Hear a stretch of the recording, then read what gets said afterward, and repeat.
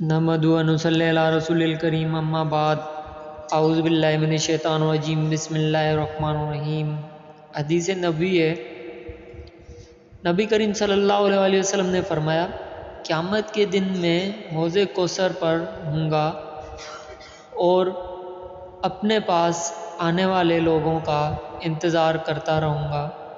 پھر حوض کوثر پر کچھ لوگوں کو مجھ تک پہنچنے سے پہلے ہی گرفتار کر لیا جائے گا، تو میں کہوں گا کہ یہ تو میری امت کے لوگ ہیں۔ جواب ملے گا کہ آپ کو معلوم نہیں یہ لوگ الٹے پاؤں پھر گئے تھے۔ ابن ابی ملیکہ اس حدیث کو روایت کرتے وقت دعا کرتے، اے اللہ، ہم تیری پناہ مانگتے ہیں کہ ہم الٹے پاؤں پھر جائیں یا فتنے میں پڑ جائیں۔